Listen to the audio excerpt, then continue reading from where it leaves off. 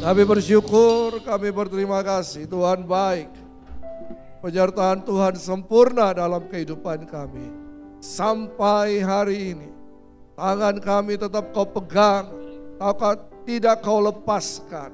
Dan kami bersyukur untuk kasih kemurahan Tuhan. Terima kasih Tuhan. Kami akan terus dikuatkan dengan kebenaran firman-Mu. Berfirmanlah, celikanlah mata rohani kami, bukakan telinga rohani kami, hati pikiran kami taklukkan di bawah kuasa otoritas firman-Mu. Dan kami percaya ketika firman-Mu disampaikan, firman-Mu akan menyembuhkan setiap kami. Firman-Mu akan memulihkan kami. Firman-Mu akan menguatkan kami. Bahkan firman-Mu akan menegur kehidupan kami dan menuntun kami dalam jalan-jalan-Mu. Bahkan lebih daripada itu, biar kami bisa mengenal kehendak-Mu, mengenal jalan-jalan-Mu. Kami hidup di dalamnya dan kami menjadi pelaku kehendak-Mu di muka bumi ini. Dalam nama Tuhan Yesus Kristus yang percaya katakan amin. Shalom. Silakan duduk Bapak Ibu Saudara, puji Tuhan. Senang sekali ya bisa ada kembali di tengah-tengah Bapak Ibu. Dan saya mengucapkan selamat untuk Bapak Gembala, Bapak Pendeta, Dr. Benyamin Elrohi. Beliau kemarin sudah lulus ujian, puji Tuhan. Iya, tepuk tangan dulu untuk Bapak Ibu. Ya, untuk gembala yang luar biasa ya. Jadi gembala Bapak Ibu sekarang seorang doktor. Haleluya. Ya, puji Tuhan. Oke, terima kasih untuk kesempatan yang diberikan. Coba saya lihat dulu wajah-wajah yang luar biasa. Berikan senyum dulu kiri kanan. Katakan Tuhan itu baik. Ya, haleluya. Oke. Hari ini saya akan menyampaikan tema secara Rock International Ministry, Overcoming Obstacles. Ya, overcoming obstacles ini bukan jangan buang sampah sembarangan. Ya, tapi overcoming obstacles menahan segala tantangan-tantangan yang ada. Oke, Filipi 4 ayat 13 berkata begini. Segala perkara dapat kutanggung di dalam Dia yang memberi kekuatan kepadaku. Ayat ini tidak ditulis oleh Paulus secara biasa-biasa. Ayat ini ditulis yang menggambarkan bahwa Paulus telah melewati berbagai tantangan, pergumulan kehidupan. Maka dalam Korintus berkata, dia pernah karam kapal, pernah dipenjara, pernah disesa, pernah dicambuk. Ya, 39 kali cambuknya itu pakai duri. Sehingga dagingnya keluar sama seperti Yesus. Dan banyak hal dia diejek, difitnah. Bahkan Roma berkata, siapakah yang dapat memisahkan aku dengan kasih Kristus? Pedangkah, kelaparankah, atau hal-hal yang lain? Tidak ada. Paulus berkata, segala perkara dapat kutanggung di dalam Dia yang memberikan kekuatan kepadaku. Ayat ini menggambarkan bahwa Paulus mempunyai keyakinan yang penuh di dalam Yesus. Paulus mempunyai confidence di dalam Yesus. Ya, tadi kita sudah lihat, nonton, Pak Arifin mengatakan hal yang demikian, bahwa ketika kita punya confidence in God, in Christ, maka kita bisa mempengaruhi dunia ini. Amin. Kenapa demikian? Pak Paulus melewati banyak hal, tantangan. Bahkan kalau kita baca ayat-ayat sebelumnya, mulai dari ayat 10 dan seterusnya ke bawah, bahwa Paulus berkata, aku tahu apa itu kelaparan. Aku tahu apa itu kelimpahan. Aku tahu. Karena dia pernah mengalami hal-hal tersebut. Dan saya percaya bahwa kita juga mengalami hal-hal yang demikian. Amin. Kita ada hari ini karena ada hari-hari yang lalu yang telah kita lalui. Dan kita tahu bahwa hari-hari yang lalu, yang telah berlalu, yang kita lalui, itu bukan hari-hari yang biasa-biasa saja. Itu bukan jalan tol, betul kan? Itu merupakan beban, pergumulan, tantangan kehidupan kita. Sampai hari ini kita ada di tempat ini. Kita sudah melewati itu semua.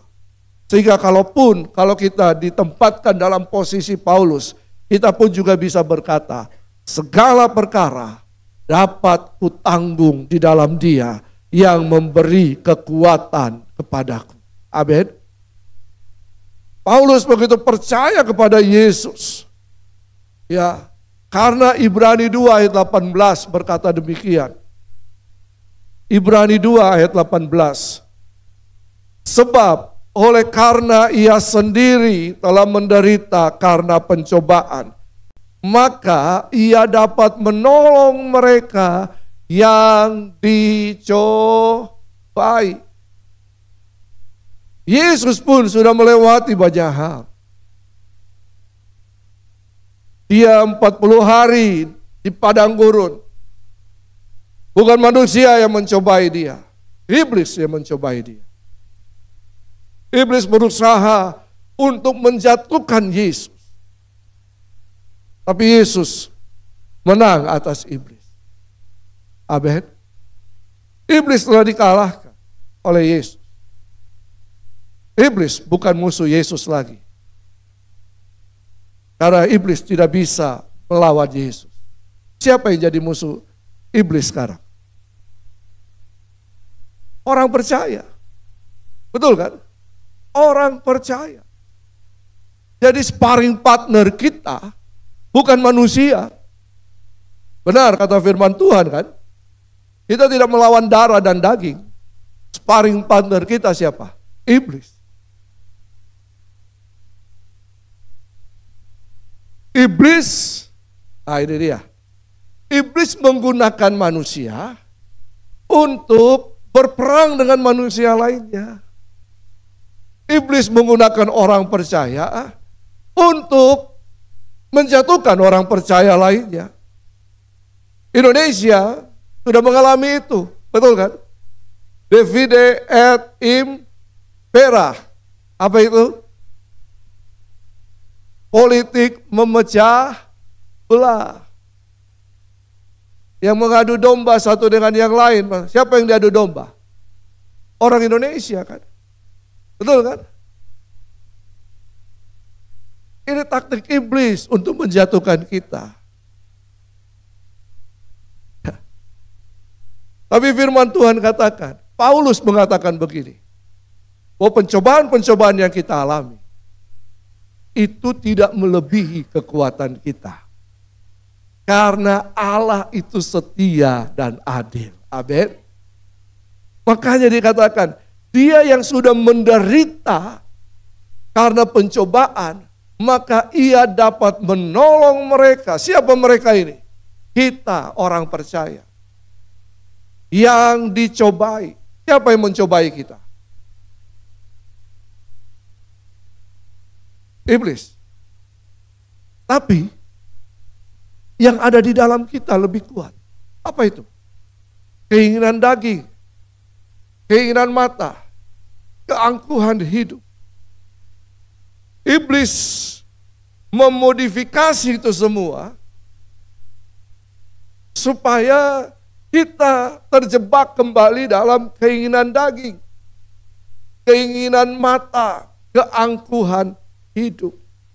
Tapi firman Tuhan katakan, yang dapat menolong kita, Yesus Kristus. Amin. Nah, ketika kita ada dalam tantangan, dalam pencobaan, tantangan itu atau obstacles itu adalah kesempatan bagi orang percaya untuk menyatakan Tuhan sebagai pembela dan penolong yang sejati. Ada banyak orang percaya yang berkata percaya Yesus, tapi ketika ada tantangan masalah, apa yang mereka lakukan? Sungut-sungut. Sungut-sungutnya kepada siapa? Pada Tuhan. Tuhan, kau tidak baik. Kenapa saya begini, kenapa saya begitu? Betul kan? Ya.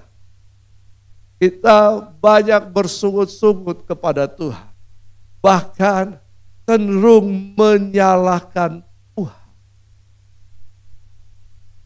Berapa banyak orang Kristen, KTP-nya Kristen, sudah dibaptis, tapi kemudian meninggalkan Yesus. Kenapa? Ada tantangan, masalah, persoalan. Padahal tantangan, masalah, persoalan merupakan ujian untuk menguatkan iman kita. Minggu lalu di Swiss Bell saya berkata, seorang pelaut yang handal tidak dihasilkan dari laut yang tenang. Betul? Seorang pelaut yang handal tidak dihasilkan dari laut yang teduh, tapi dari laut yang bergelora. Ombak, badai, itu makanannya. Setiap orang yang percaya kepada Yesus, imannya akan kuat teguh kalau melewati setiap tantangan, masalah, dan persoalan. Di situ dia membuktikan, kalaulah ditolong, saya juga, betul kan? Tangannya terbuka. Terus apa lagi? Menunggulah, kalaulah di tak tersembunyi kuasa Allah. Di situ ya, Yesus memegangku dengan tangan kanannya. Yesus memberiku kemenangan. Bahkan Roma berkata, kita keluar menjadi pemenang, bahkan lebih daripada pemenang. Amin. Berarti karunia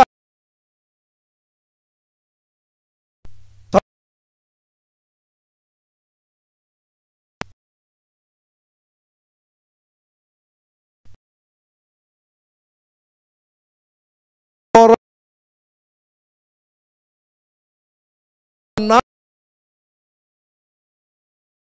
harus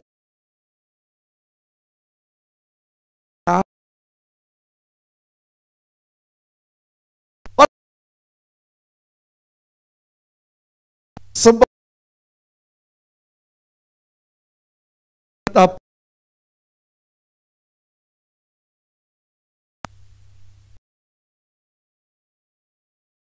yang harus tahu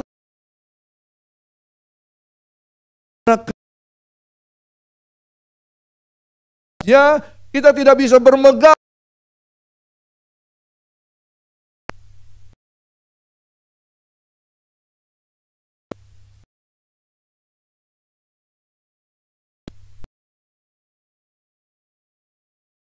membangun. Tuhan katakan, tetapi dan karena itu kamu harus adalah kasih, sebab pun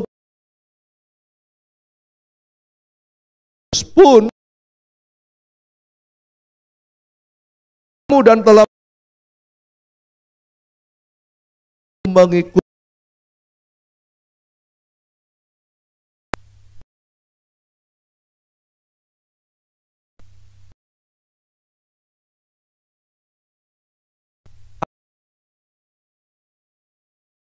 dia lakukan.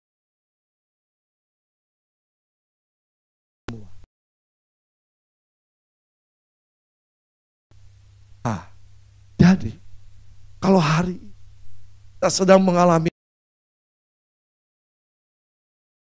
masalah yang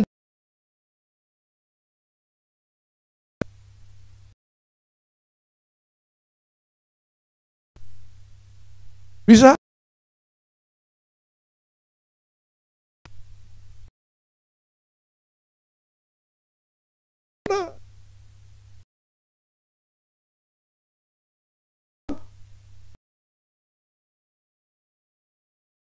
Dia yang berbuat.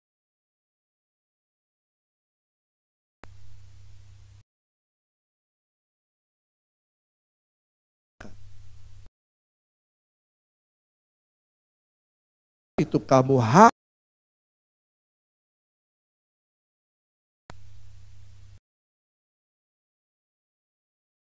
karunia.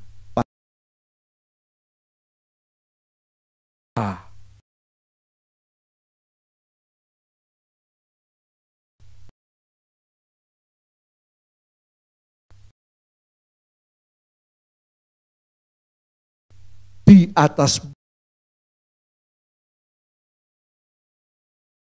badan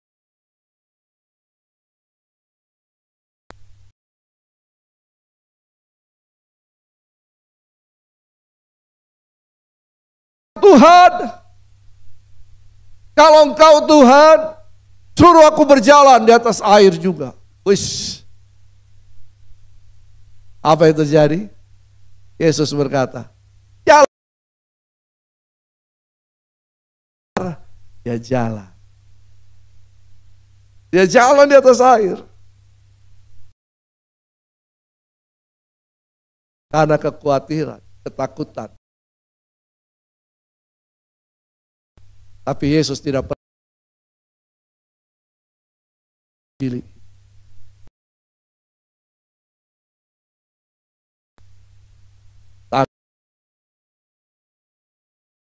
Diangkat.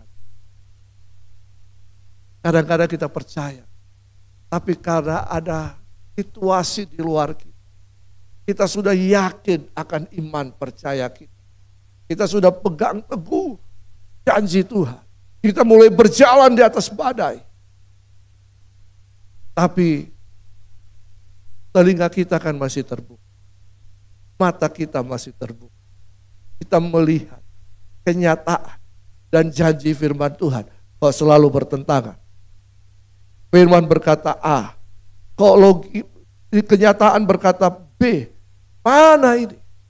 Apakah saya harus tetap memegang firman Tuhan? Atau saya beralih kepada kenyataan yang ada? Itu tantangannya. Itu juga tantangan. Itu keinginan daging itu.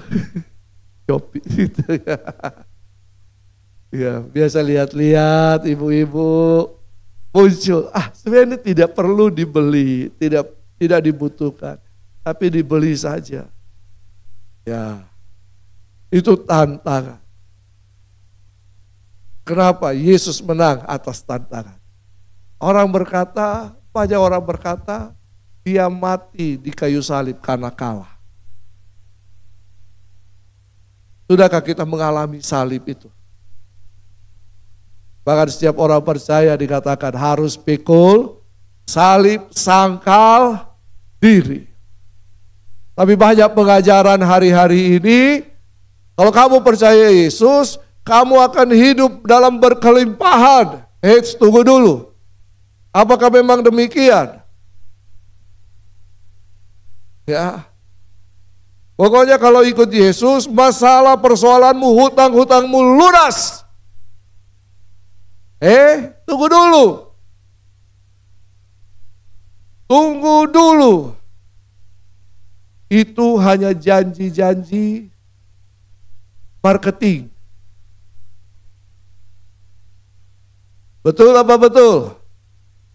Padahal ikut Yesus, firman Tuhan katakan, pikul salib, sangkal diri. Tapi ketika kita pikul salib, sangkal diri, dia tidak pernah meninggalkan kita. Dia Immanuel, tadi kita nyanyi. Orang Kristen itu jago nyanyi. Dia nyanyi semua ayat-ayat firman Tuhan. Tapi ketika tantangan datang, dia lupa apa yang dia nyanyi. Betul apa betul? Betul apa betul? Betul. Kenyataan memang demikian. Bagi saya, orang yang mualaf, dia memang tidak punya keyakinan iman pada Yesus. Itu saja. Kalau dia punya keyakinan iman kepada Yesus, di saat badai bergelora, ku akan tetap bersamamu. Bapa, kau Raja atas semua, atas semesta ya. Ku tenang sebab Dia Allahku. Ya, kenyataannya memang demikian. Bahwa ketika Yesus di kayu salib, nyawanya tidak diambil. Dia tidak kalah. Tapi dia berkata begini. Lukas 23 ayat 46. Ya Bapa, ke dalam tanganmu ku serahkan nyawaku. Dan sesudah berkata demikian, ia menyerahkan nyawanya. Yesus tidak kalah karena kayu salib. Tapi Yesus menyerahkan nyawanya kepada Bapa. Beda kan? Beda. Karena itu, kekuatan untuk menahan setiap obstacles itu hanya ada pada Kristus. Karena ia telah menderita, bahkan mengalami penganiayaan. Tetapi penganiayaan pun tidak dapat membunuh dirinya. PowerPoint-nya sudah ada ya? PowerPoint-nya tadi malam saya udah kasih ke Pak Gembala untuk diteruskan ke multimedia. Tapi tidak apa-apa. Bagi Bapak Ibu yang butuh PowerPoint nanti saya akan share. Nah, tapi ini dia. 1 Korintus 10 ayat 12 sampai 13. 1 Korintus 10 ayat 12 sampai 13. Kita harus punya confidence in Christ. Tapi jangan overconfidence, kajili-jili. Ya.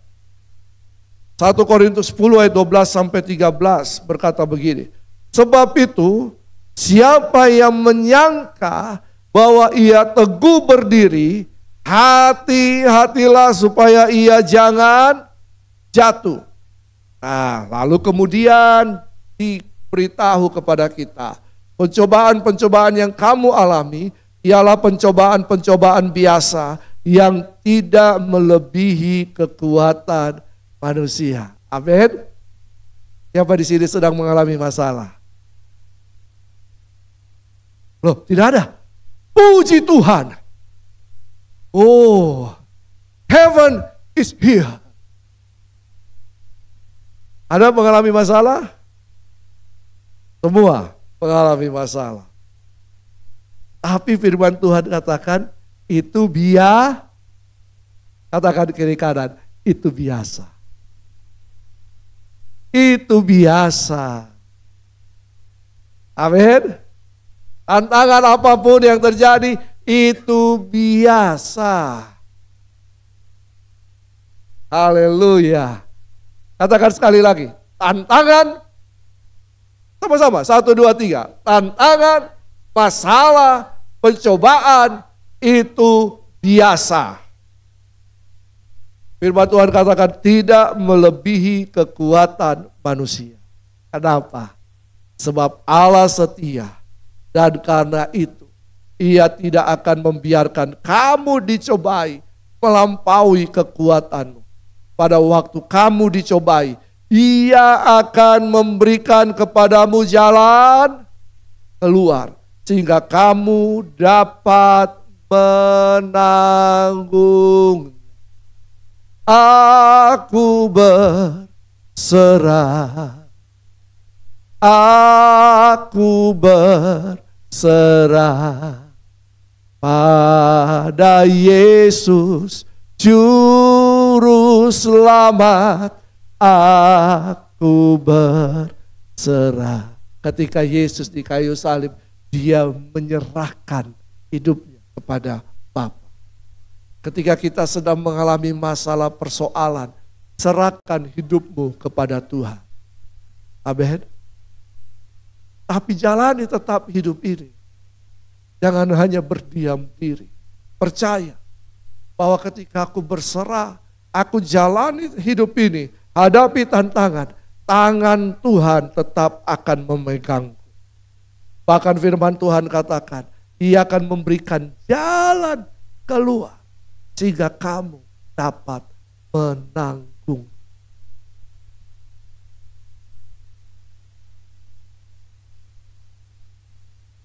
Oleh karena itu, untuk dapat menahan segala tantangan, yang pertama,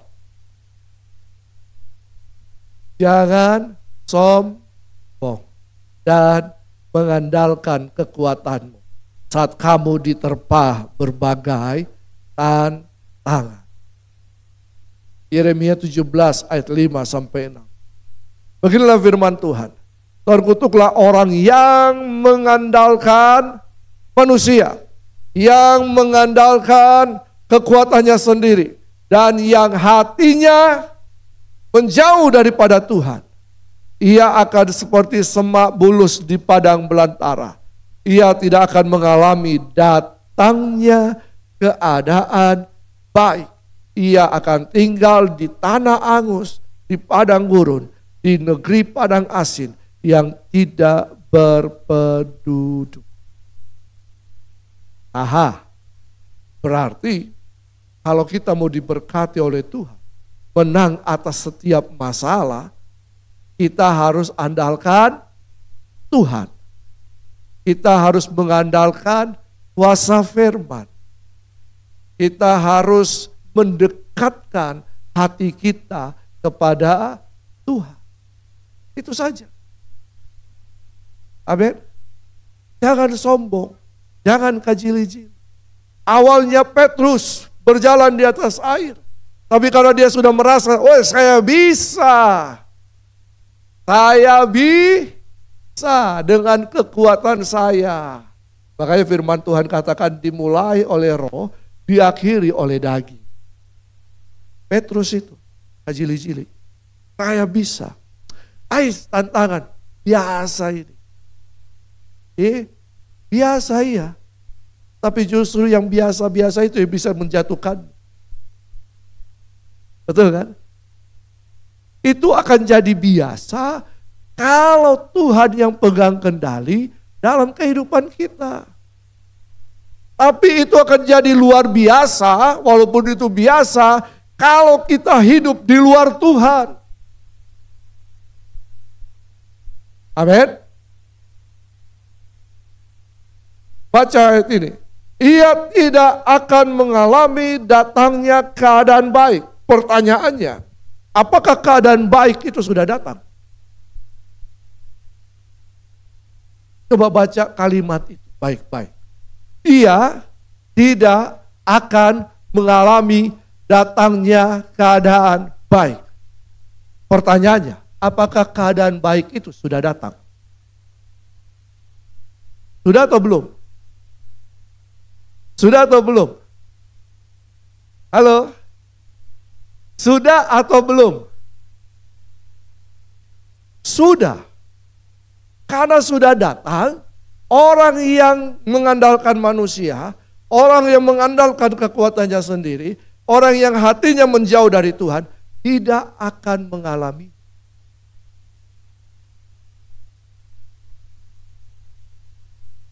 Kehidupan yang indah di dalam Yesus, apakah sudah terjadi atau sedang terjadi? Halo? Sedang terjadi. Tapi hanya orang-orang yang ada di dalam Yesus yang akan mengalami. Yang kedua, ketika tantangan datang,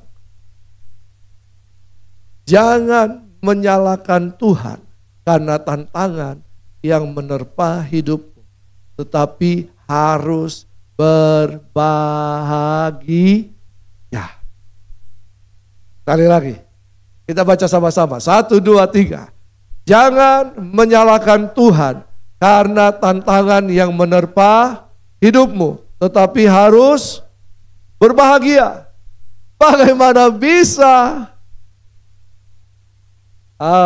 Bagaimana bisa? Bisa. Yakobus 1 ayat 12 sampai yang ke-13. Berbahagialah orang yang bertahan dalam pencobaan. Ingat, tantangan masalah bukan karena dosa kita. Sehingga kita harus berbahagia. Kita harus bertobat karena itu. Tapi kalau ada perbuatan baik, ada hal-hal yang baik yang kita kerjakan, lalu kemudian ada tantangan, maka kita harus berbahagia. Sebab apabila ia sudah tahan uji, ia akan menerima mahkota kehidupan yang dijanjikan Allah kepada barang siapa yang mengasihi. Ya. Berarti ujian tantangan itu merupakan ujian kenaikan tingkat. Betul? Ya. Ya, anak sekolah, saya percaya kita sudah sekolah di sini, sudah lewat semua, betul kan?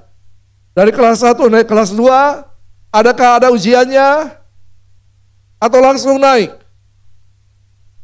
Ada ujian. Betul kan? Dari SMA ke S1 ada ujian? Ada. Kalau saya berarti hitung ada 5 kali ujian meja saya. Ya. 5 kali saya ujian meja. 1, S2 saya ada 3, 1. Wih. Berbahagia. Ya. Karena ia akan menerima mahkota Bapak Ibu mau menerima mahkota kehidupan? Mau? Amin. Bertahan dalam ujian. Jangan menyalahkan Tuhan. Apabila seorang dicobai, janganlah ia berkata, pencobaan ini datang dari Allah. Sebab Allah tidak dapat dicobai oleh yang jahat. Dan ia sendiri tidak mencobai siapapun. Jadi kalau datang masalah persoalan, katakan puji Tuhan. Berarti saya akan naik kelas lagi. Saya akan naik tingkat lagi. Haleluya. Saudara harus berbahagia. Sikap kita menentukan langkah kita. Amin. Terakhir. Yang ketiga. Sudah sarapan pagi tadi? Berbahagialah mereka yang belum. Ya. Yang ketiga. Jadi hari ini saya pelayanan yang kedua. Tadi pagi saya 7:30 saya di Dayak. Puji Tuhan saya masih sempat sarapan nasi telur. Yang ketiga, semakin mempercayai Tuhan ketika berbagai tantangan menerpa hidup. Kita harus semakin mempercayai Tuhan. Tuhan tidak akan biarkan kita jalan sendiri. Kita dapat jalan sendiri. Tuhan, tolong padaku. Lanjut. Biarlah sinarmu menerangi.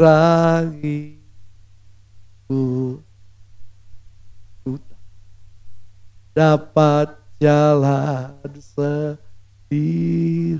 Kita tidak tahu 1 detik, 5 detik, 5 menit ke depan.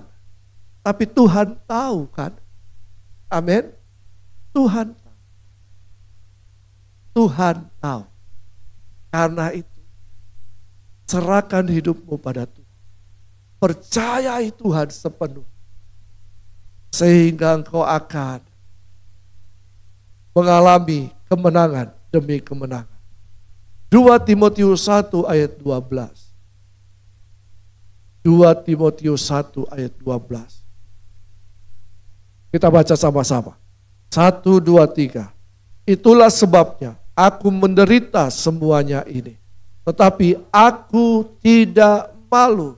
Karena aku tahu kepada siapa aku percaya. Dan aku yakin bahwa Dia berkuasa memeliharakan apa yang telah dipercayakannya kepadaku hingga pada hari Tuhan. Biar ayat ini menjadi pegangan kita. Semua penderitaan bukan membuat kita malu. Semua penderitaan akan membawa kita untuk punya kepercayaan diri yang penuh kepada Tuhan.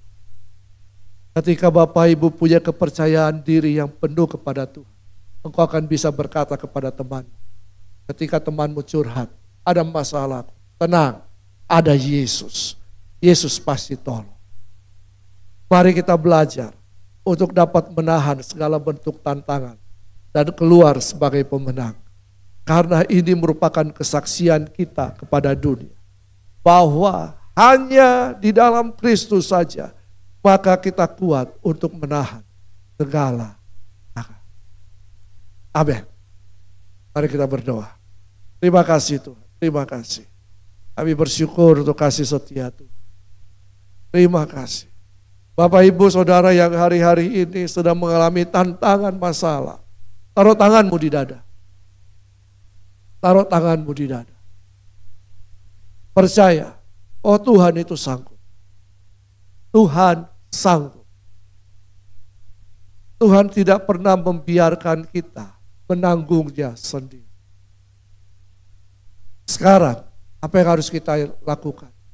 Taruh tanganmu di dada dan berkata-kata kepada Tuhan tentang imanmu.